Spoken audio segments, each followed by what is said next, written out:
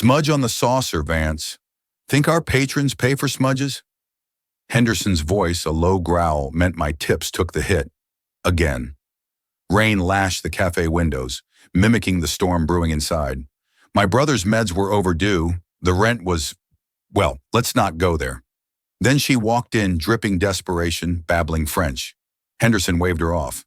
But something in her cornflower eyes. I couldn't. A few clumsy phrases, that's all it took. Next thing I knew, Henderson was firing me. Another zero on the end of my problems. They thought that was the end of it, didn't they? That a small kindness wouldn't matter. They have no idea how her quiet kindness will change everything. And neither did I. Not then. One rainy Tuesday, a single act of kindness, a few words of forgotten French spoken to a lost elderly tourist cost her the one thing she couldn't afford to lose her job. As she walked home in the pouring rain, jobless and defeated, she believed she had hit rock bottom. She had no idea that her small gesture of humanity had sent a ripple across the city, a ripple that was about to return to her as a tidal wave in the form of a billion-dollar empire and a jet-black limousine sent for one person, the poor waitress from the Daily Grind Cafe. The life of Amelia Vance was measured in the rhythmic hiss of the espresso machine and the acrid scent of burnt coffee beans.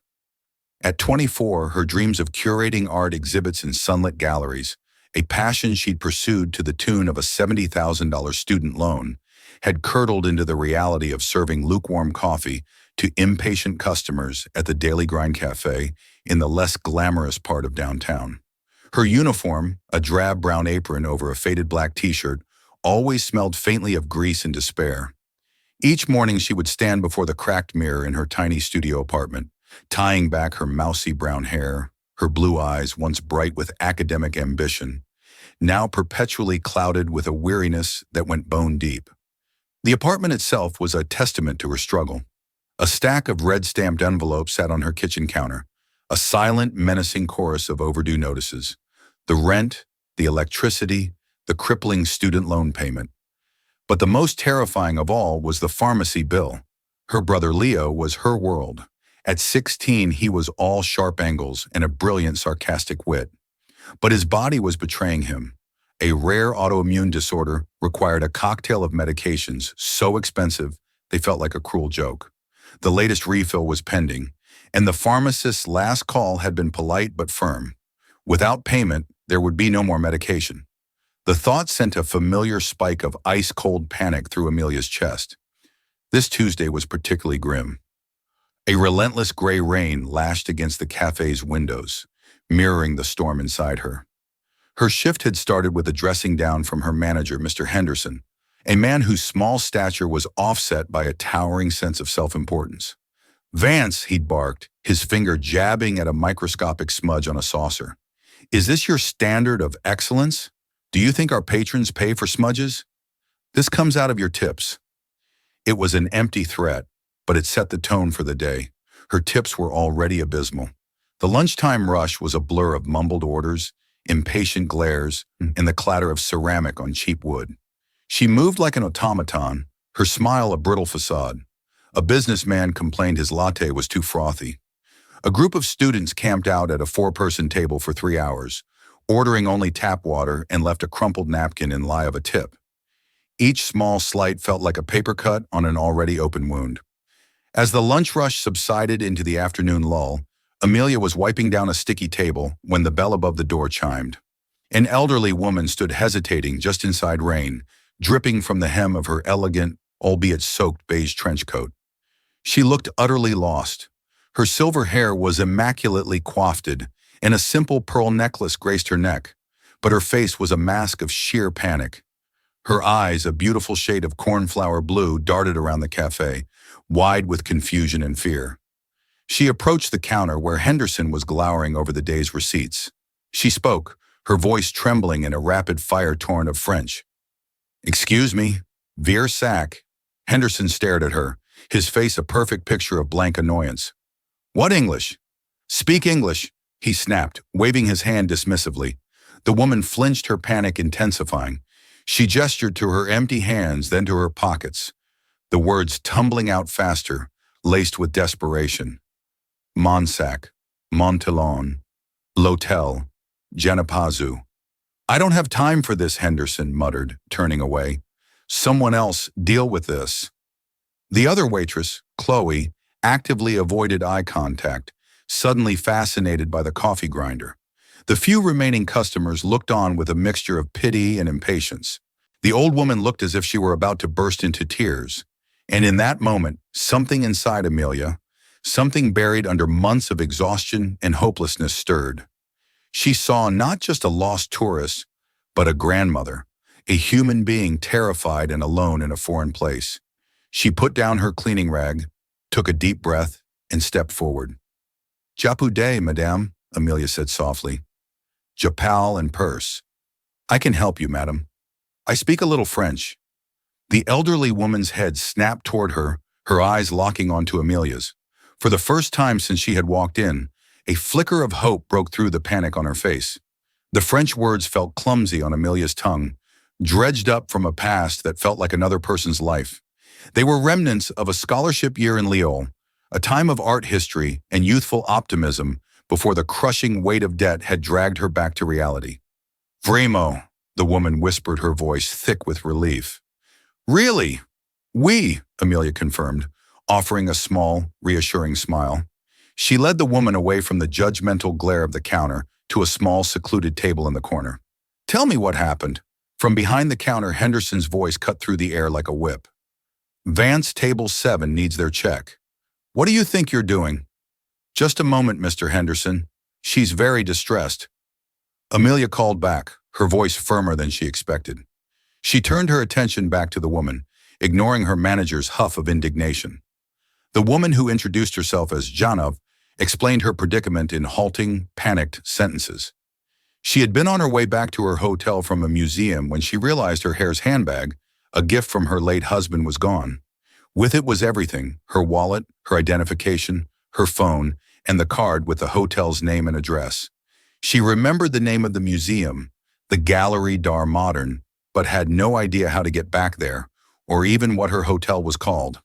All she knew was that it was Tronicourt, music very large and luxurious. Amelia listened patiently, piecing the story together. The city had dozens of large, luxurious hotels. Calling the police would be the logical next step. But Genevieve was clearly too overwhelmed. She needed a moment of calm, a human connection. "Door," Amelia said, her tone soothing. "First, let's get you something warm on cafe." Genevieve shook her head, her hands trembling as she clutched the fabric of her coat. No, Janipar. No, I can't. I have no money." "Say poor Moa," Amelia insisted. "It's on me." She went to the counter. "1 chamomile tea and a croissant, please," she said to Chloe. Chloe glanced nervously toward Henderson's office. "He'll kill you. You know we can't give stuff away." "Just put it on my tab," Amelia said, though she knew her tab was just an IOU against her next meager paycheck. She brought the steaming tea and warm pastry back to the table. Genevieve looked at the simple offering as if it were a feast. She took a sip of the tea, her hands still shaking, and a wave of gratitude washed over her features. "You are so kind," Genevieve said in French, her eyes welling up. "Everyone was just looking through me." "People are in a hurry," Amelia replied gently, not wanting to speak ill of her fellow citizens. "Now let's think. Your hotel. Do you remember anything else? A name on the door? A nearby landmark?" Genevieve squeezed her eyes shut, concentrating. There was a statue, a man on a horse in a grand plaza, and the name Diro. I think the name Devo was involved. My grandson. His name Devo. Amelia repeated the name, sounding vaguely familiar, like a brand or a corporation she'd heard of. "And your grandson? His first name?" "Julian." Genevieve said, a tear finally escaping and tracing a path down her wrinkled cheek. "His name is Julian Devo. He is supposed to meet me for dinner. He will be so worried. He is very protective." Amelia's mind raced. Julian Darrow. She pulled out her own phone, its screen, a spiderweb of cracks, and quickly typed the name into the search bar. The results hit her with the force of a physical blow. The screen was filled with photos of a man with intense dark eyes and a chiseled jaw stepping out of private jets, cutting ribbons on new skyscrapers, and standing beside world leaders. The headline screamed, "Wealth and Power, Julian Devo, CEO of Devo Holdings, expands global empire." Billionaire philanthropist Devo pledges millions to Arts Foundation. The enigmatic life of the Devo heir. This wasn't just some lost tourist. This was the grandmother of one of the richest, most powerful men in the country. "Vance, my office now." Henderson's voice boomed across the nearly empty cafe. Amelia looked from the phone screen to the frail, terrified woman sipping her tea, and then toward the thunderous face of her manager. Her stomach twisted into a knot. She knew with a dreadful certainty that her small act of kindness was about to come at a very high price. Amelia took a steadying breath and gave Genevieve's hand a gentle squeeze. "Oma Silve," she whispered before turning to face her boss. The walk to Henderson's cramped windowless office at the back of the cafe felt like a walk to the gallows. The air inside was stale, smelling of old paperwork and microwave soup. He didn't ask her to sit. He stood, arms crossed, his face flushed with anger. 45 minutes, he began, his voice low and seething. "You spent 45 minutes of company time coddling some tourist who probably wandered out of the Four Seasons without her nanny. And I saw you give her a tea and a cross. Did you ring that up, Vance?" "I was going to pay for it myself," Amelia said, her voice quiet but steady. The woman was in hysterics. She's lost everything. Her purse, her phone. She doesn't speak a word of English. That is not our problem. Henderson slammed his hand on his desk, making a stack of papers jump. "Our problem is selling coffee. It's serving customers who actually pay. While you were playing United Nations Translator Table 4, left without tipping because their cups were empty, you are here to make me money, not to run a charity." She needed help, Amelia insisted, a spark of defiance igniting within her. No one else was willing to do it. "Because everyone else understands what a job is," he sneered. "It's about productivity, efficiency, not holding some rich old lady's hand. For all you know, it's a scam. She probably does this every day to get a free lunch." The accusation was so vile, so far from the genuine terror she had seen in Genevieve's eyes, that Amelia couldn't stop the words from escaping. "That's a horrible thing to say. She is a person, Mr. Henderson, not a line item on your balance sheet." Henderson's eyes narrowed to slits. "You've got a real attitude problem, Vance. You think because you went to some fancy college, you're better than this job. Well, you're not. You're just a waitress, and right now you're a terrible one." He leaned across the desk, his voice dropping to a confidential, venomous whisper. "You are on your final warning. Get back out there. Give that woman a map and point her to the door. I don't want to see her here when I come out in 5 minutes. Understood?" Amelia stood frozen for a moment, the injustice of it all choking her. She wanted to scream to tell him what he could do with his miserable job. But the image of Leo's face, pale and depending on her, flashed in her mind. She couldn't afford to be fired. Swallowing her pride, she gave a curt, bitter nod. Understood. She walked back into the cafe, her heart pounding with a mixture of anger and shame. Genevieve looked up at her, her eyes wide with concern. "Is everything all right, my dear?" she asked in French.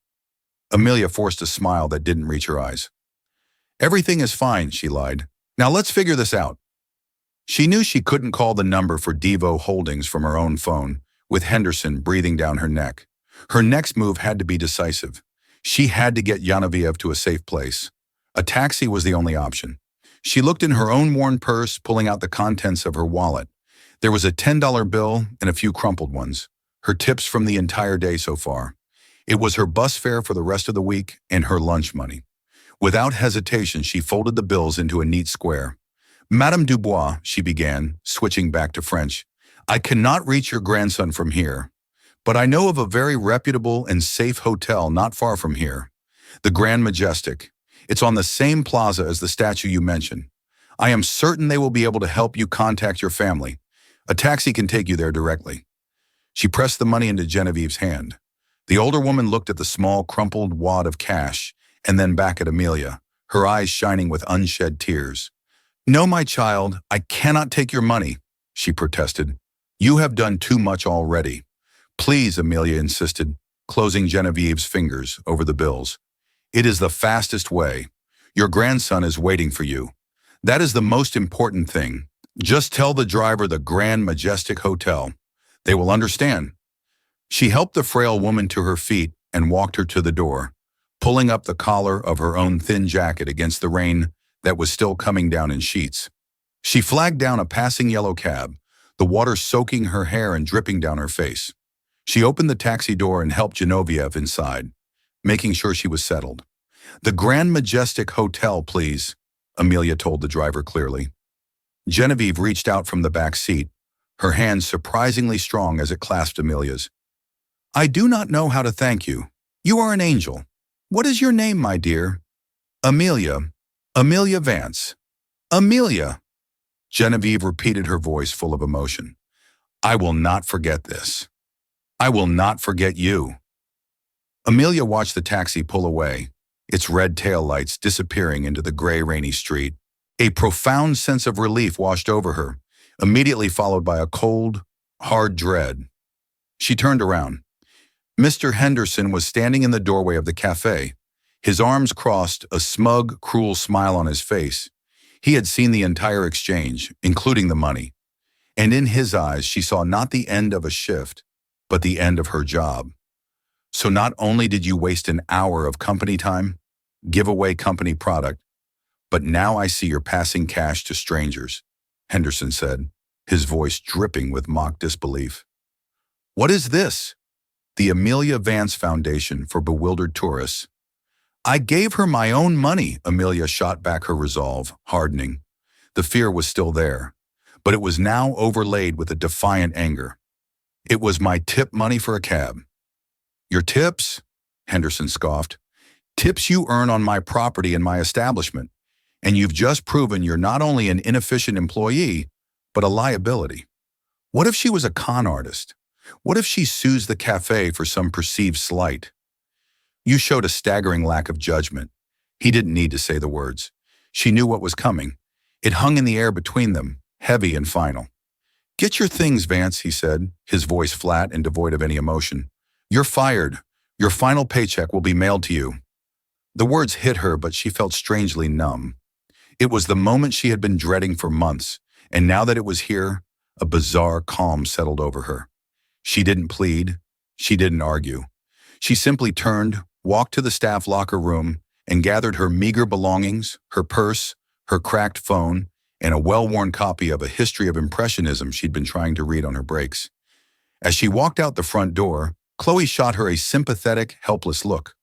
Amelia just nodded a silent acknowledgement and stepped out into the deluge. The rain, which had been a backdrop to her miserable day, now became the main event.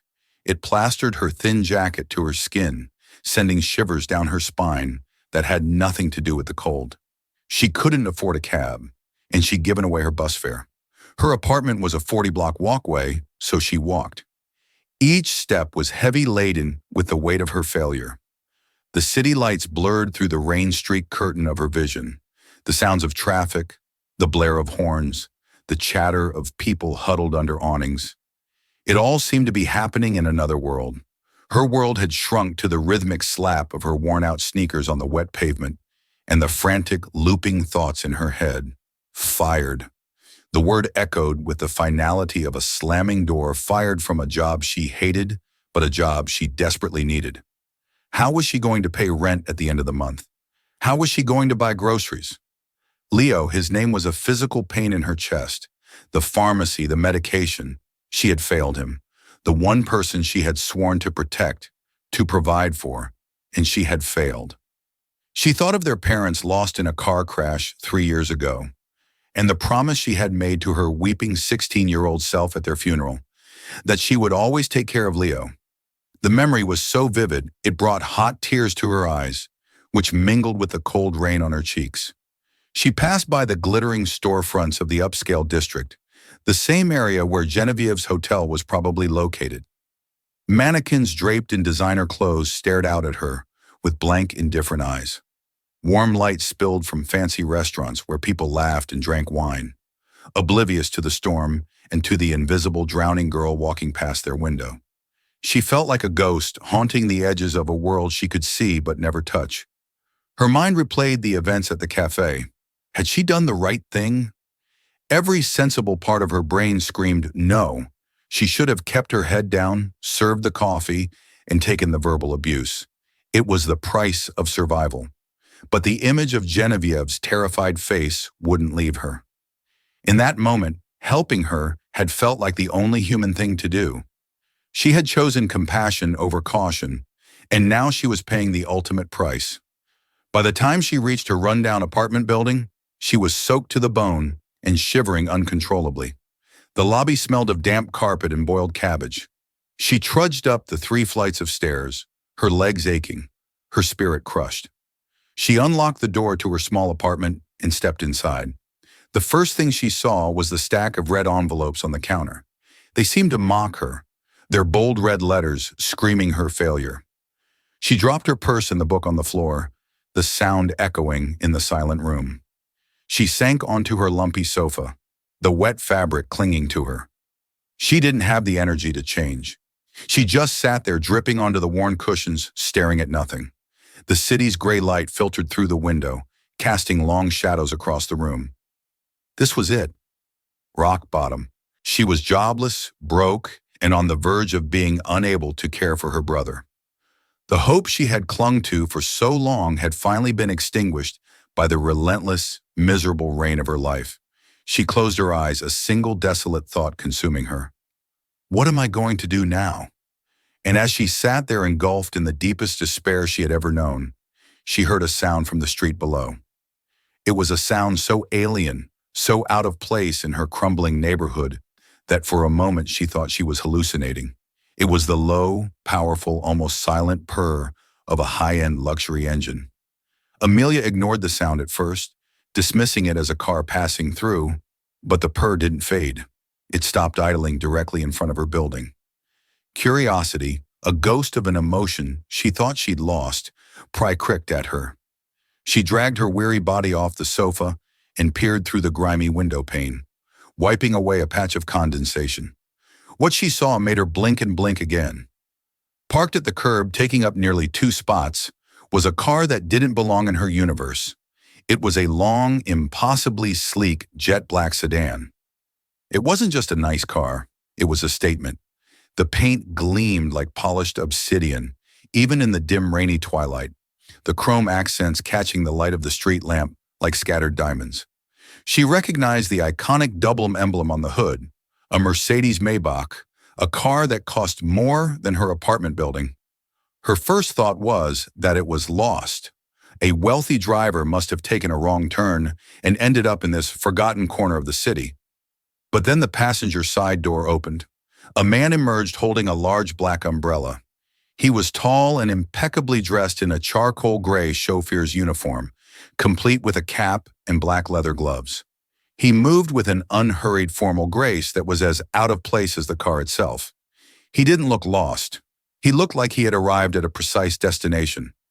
He walked to the entrance of her building, his polished shoes clicking on the wet pavement, and disappeared inside. Amelia's heart began to beat a frantic, uneven rhythm. This couldn't be a coincidence. Who would he be visiting the elderly Mr. Gable in 2A? The young couple with the crying baby in 3C. No one in this building commanded the attention of a Maybach and a private chauffeur. A moment later, a firm, polite knock echoed on her apartment door. Knock, knock, knock. The sound was so sharp and clear in the quiet of her apartment that she physically flinched. 1,000 wild thoughts raced through her mind. Was it the landlord coming with a fancy eviction notice? Was it some kind of mistake or a darker thought surfaced? Was it related to her debts? A collector so intimidating they sent a limousine? She stood frozen in the middle of her living room, water dripping from her hair onto the floorboards. The knock came again, just as polite, just as insistent. Summoning a courage she didn't know she possessed, she walked to the door. Her hand trembled as she turned the deadbolt. She opened at a crack, the safety chain still engaged. The chauffeur stood in the dingy hallway, the umbrella now closed and held neatly at his side. He was older, perhaps in his late 50s, with graying temples and a face that was professional and impassive. "Miss Amelia Vance," he asked. His voice was a calm, cultured baritone, completely at odds with the peeling paint and flickering fluorescent light of the hallway. Amelia's throat was dry. "Yes," she stammered. "Who's asking?" The man gave a slight, almost imperceptible nod. My name is Arthur Davis. I have been sent by Mr. Julian Dero. He requests the pleasure of your company. He wishes to thank you personally.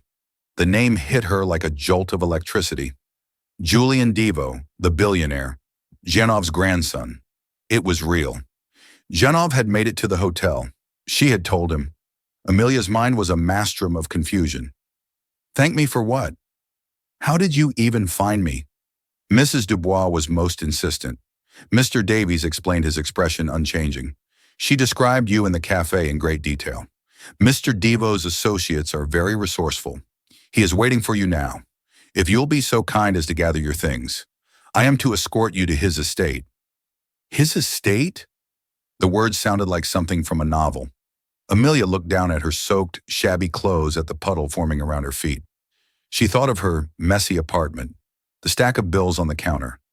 The idea of her, Amelia Vance, being escorted to a billionaire's estate was so ludicrous, so utterly beyond the realm of possibility that she almost laughed. There must be a mistake, she said, her voice barely a whisper. I can't look at me. I'm a mess. For the first time, a flicker of something human, something akin to sympathy, crossed the chauffeur's face. Mr. Devo was very clear, Miss Vance. He said, and I quote, "Tell her it is a matter of the utmost importance, and tell her not to worry about her attire. We are not concerned with appearances." He was waiting. The Maybach was waiting. Julian Deo was waiting. This was happening. Amelia felt a strange sense of vertigo, as if the floor had tilted beneath her. Just an hour ago, she had been at the absolute nadir of her life, jobless and hopeless. Now a black lacquer wave of impossible fortune had washed up on her shores. She didn't know if it was here to save her or to pull her under. Taking a leap of faith into the vast, terrifying unknown, she unlatched the chain. "Please," she said, her voice trembling slightly, "give me 5 minutes." The 5 minutes Amelia requested stretched into a frantic 10. She peeled off her wet clothes, her mind numb with shock. What does one wear to meet a billionaire? Her wardrobe consisted of worn-out jeans, faded t-shirts, and 2 slightly less worn blouses reserved for job interviews that never panned out. She chose the best of the lot, a simple pair of dark jeans and a plain navy blue sweater. She ran a brush through her damp hair, tying it back in a simple ponytail, and stared at her reflection. The same torrid, pale face stared back, but her eyes held a new emotion, a wild, terrified bewilderment. When she emerged from her apartment, Mr. Davies was waiting patiently. He gave her a slight nod of approval and led the way downstairs. As they stepped out of the building, he opened the large umbrella, shielding her from the now gentle drizzle. He opened the rear door of the Maybach, and Amelia slid inside. The world outside vanished. The door closed with a soft, satisfying thump, sealing her in a cocoon of absolute silence and luxury. The scent of rich, supple leather and polished wood filled the air. The seats were plush, cream-colored leather, softer than anything she had ever touched. The ambient lighting was low and warm, and a small refrigerated compartment between the seats held bottles of what looked like very expensive water. It was less a car and more a private jet cabin on wheels. The contrast between this opulent interior and the life she had just left behind in her dingy apartment was so stark it made her feel dizzy. Mr. Davies got into the driver's seat and the car pulled away from the curb with a silent, effortless grace. She watched her graffiti-scarred neighborhood slide past the tinted windows, feeling like she was looking at it from a different planet. The journey was a silent transition between worlds. They moved from her neglected part of the city through the bustling commercial district and then into an area she had only ever seen in magazines. The streets grew wider, the trees taller, the houses larger until they weren't houses anymore, but gated mansions set far back from the road behind walls of stone and ivy. Finally, they turned onto a long private drive flanked by ancient oak trees. The drive wound its way through acres of perfectly manicured lawns before circling a grand fountain. Ahead of them loomed the Devo estate. It wasn't a house, it was a palace, a sprawling stone manor of Georgian design with dozens of windows blazing with warm, welcoming light against the dark, rainy evening. It looked like it had been standing there for centuries, a monument to old money and enduring power. Mr. Davies brought the car to a smooth stop under a grand portico.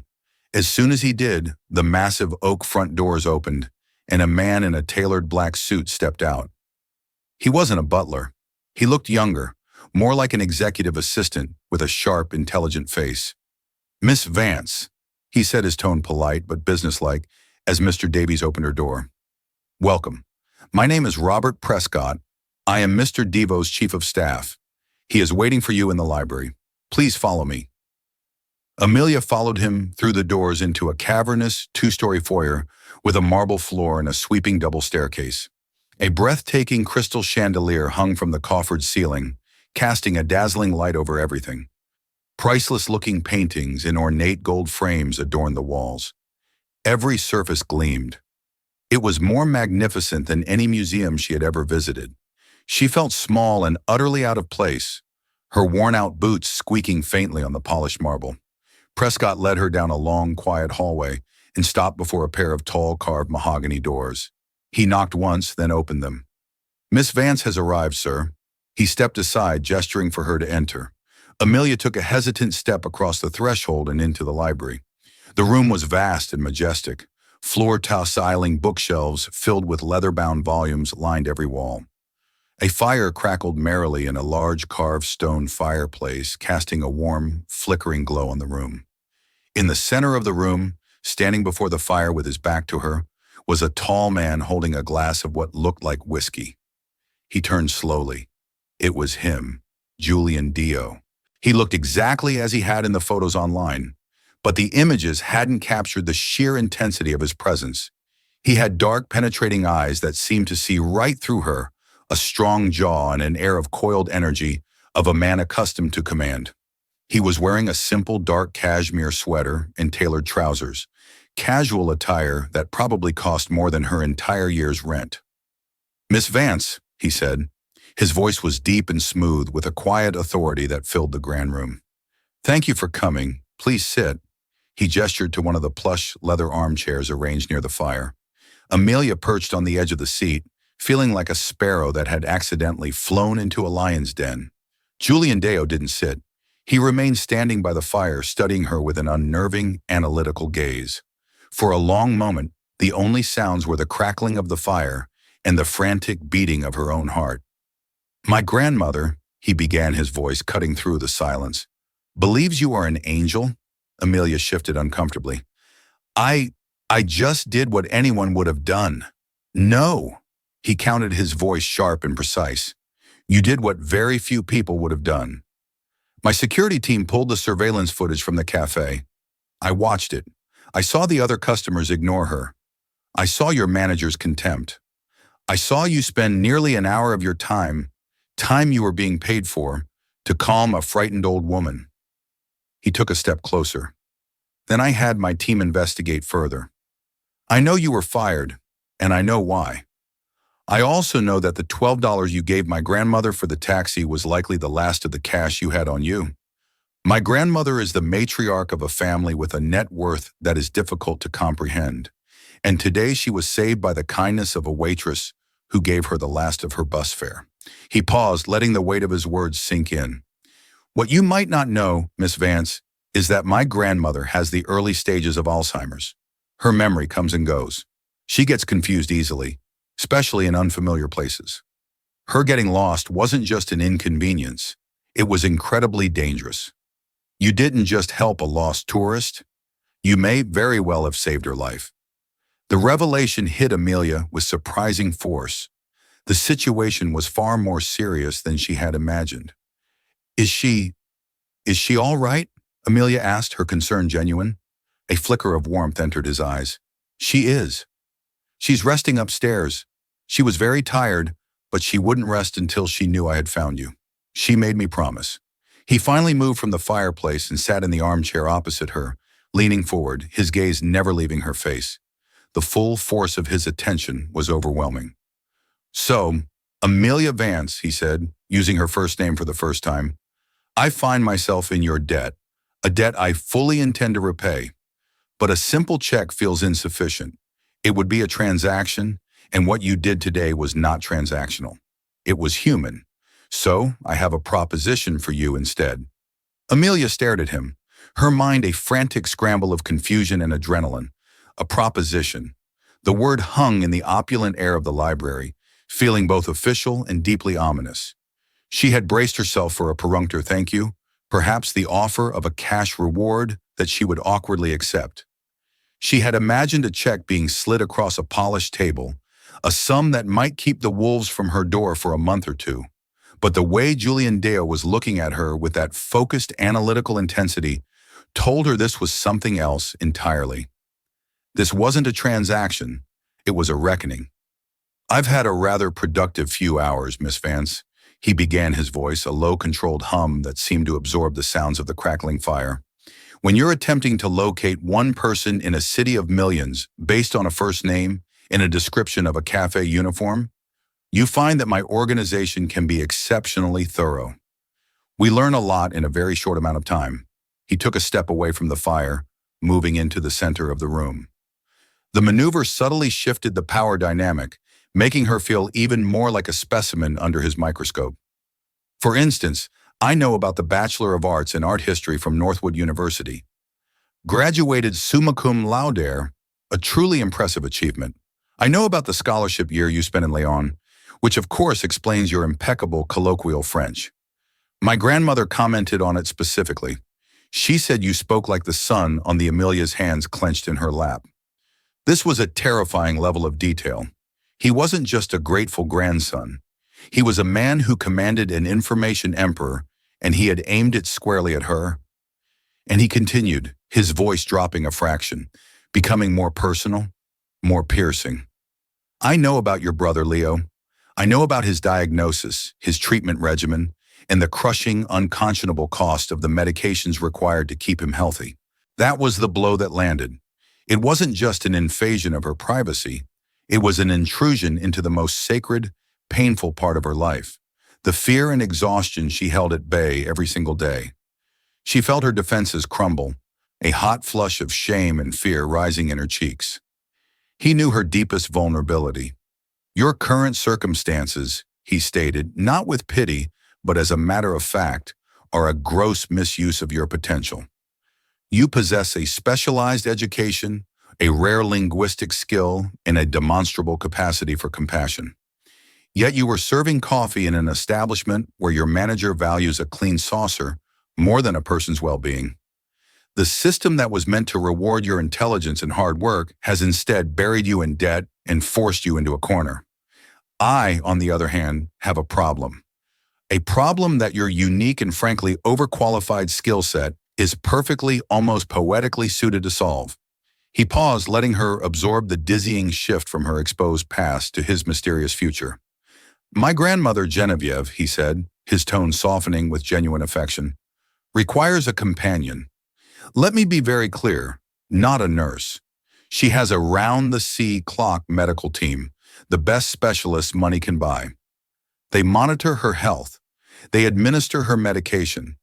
They are excellent at their jobs, but they are clinical. They do not feed her soul." He began to pace slowly before the fireplace. "She needs someone who can converse with her in her native French about the art she loves, the poetry she remembers from her childhood. Someone to accompany her to museums and galleries, not to push her in a wheelchair, but to stand with her before a Monet and share in the wonder of it. She needs someone with the patience and compassion to be a calm harbor on the days when her memory is foggy.